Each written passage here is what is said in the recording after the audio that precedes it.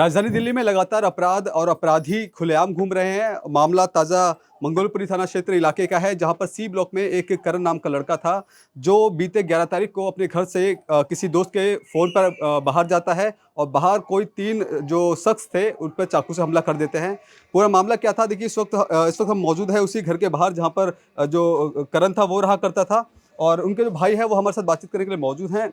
क्या हुआ था, क्या पूरा मामला था और कैसे आपको इस बात की जानकारी हुई कि भाई पे हमला हुआ है? देखिए जी, मेरा नाम कार्तिक है। मैं करण का छोटा भाई हूँ। और 11 तारीख की कोई सवा 10 साढ़े 10 बजे के आसपास की बात है। तो करण के पास उसके फ्रेंड का कॉल आता है। वो बात करने के लिए घर के बाहर चला जाता है। हुँ। कोई 200 मीटर की दूरी थी, ज़्यादा दूर भी नहीं था। और उसके बाद फिर मेरे पास एक कॉल आता है उसकी फ्रेंड का कि ऐसे-ऐसे हुआ है, और उसने कहा है कॉल पे कि मेरे चाकू लग गया है। हुँ। उसके बाद फिर उससे बात नहीं हुई। मैंने भी फ़ोन किया, बट उसने फ़ोन उठाया नहीं। तो मैं चेक करने गया, पता करने गया, तो किसी ने बताया कि ऐसे-ऐसे एक लड़के के चाकू लगा है और उसको संजय गांधी हॉस्पिटल ले गए हैं। कोई हुँ। पुलिस वाला, बीट वाले जो होते हैं, वो उठा के ले गए। हुँ। हम संजय गांधी हॉस्पिटल पहुँचे तो पता लगता है कि वो मेरा भाई था, उसको चाकू लगा। वो काफ़ी कंडीशन काफ़ी सीरियस थी।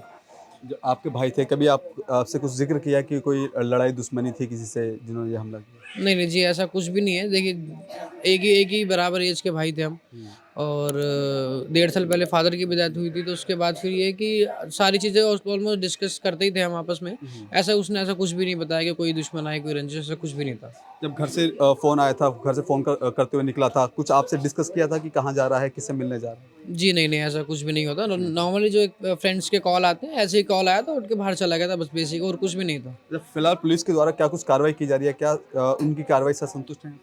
देखिए, संतुष्ट तो कह भी सकते हो और नहीं भी कह सकते, बट ये बेसिक ये है कि उन्होंने बोला है कि 3 लड़कों को अरेस्ट कर लिया गया है। हुँ। बट ये है कि एफआईआर की कॉपी भी हमारे को दे दी है, फ़ोटोज़, वीडियोज़ भी दिखाई हैं। हुँ। दी नहीं है, हुँ। सिर्फ़ दिखाई गई हैं, और हुँ। बोला है कि अरेस्ट कर लिया, लेकिन हमारे को हुँ। भरोसा नहीं है कि अरेस्ट किया भी है कि नहीं किया है। नहीं सही। ये है कि एक प्रूफ़ मिल जाए तो हाँ, समझ आता है कि हाँ, चलो अरेस्ट कर लिया गया है, वो चीज़ है। तो देखिए, ये करण के भाई थे और ऐसे में पुलिस तो हालाँकि कह रही है कि जो आरोपी थे उनको गिरफ्तार कर लिया गया है, लेकिन जो परिवार है वो कहीं न कहीं संतुष्ट नहीं है। देखिए, यही जो घर था। भैया मुझे इंसाफ चाहिए, मेरे बच्चे के लिए मुझे इंसाफ चाहिए। मेरा हीरा सा बच्चा था, मुझे अपने बच्चे के लिए इंसाफ चाहिए, मुझे बच्चे के लिए इंसाफ चाहिए। मेरे दिल का टुकड़ा था वो, मेरा हीरा जैसा बच्चा, मेरा हीरा जैसा बच्चा। मुझे अपने बच्चे के लिए इंसाफ चाहिए, मेरे बच्चे के लिए इंसाफ चाहिए। मेरा पति भी नहीं है, 1.5 साल पहले मेरे पति की डेथ हुई, अब मैं किसके लिए जीऊँ?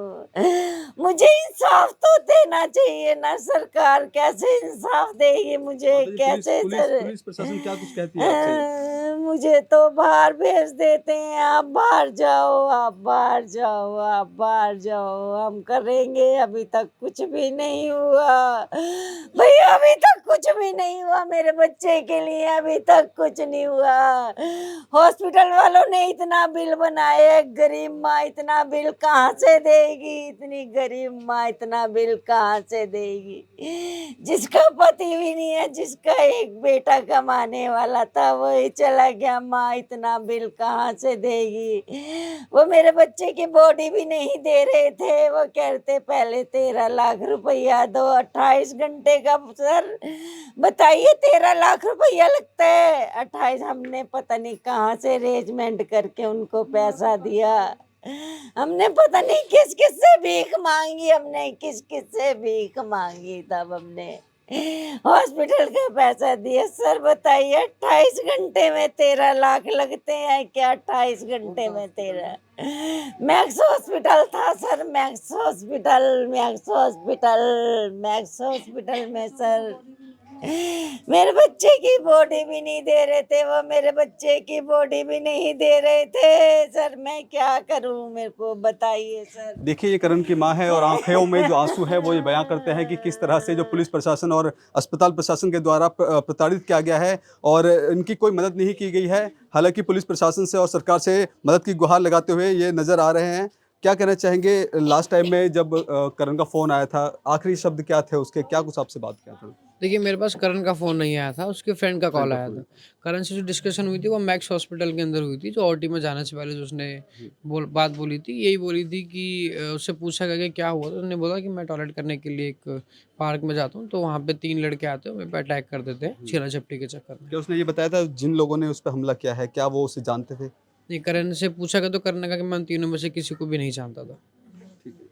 तो देखिए किस तरह से जो परिवार है, पीड़ित परिवार है और ऐसे में लगातार पुलिस के द्वारा कहा जा रहा है कि जो आरोपी हैं उनको गिरफ्तार कर लिया गया है। लेकिन जो परिवार है वो संतुष्ट नहीं है, माँ की आँखों में आँसू हैं क्योंकि उन्होंने अपना एक बेटा खो दिया है। लेकिन सवालिया निशाने पे पुलिस घेरे में है और क्या कुछ पुलिस कार्रवाई करती है? क्या वाक़ई में वो आरोपी है वो गिरफ्तार हुए कि नहीं? ये एक सवालिया निशाना पुलिस पे खड़ा होता है। कैमरा पर्सन कमलेश कुमार के साथ मैं संदेश सक्सेना, पंजाब केसरी.com, दिल्ली।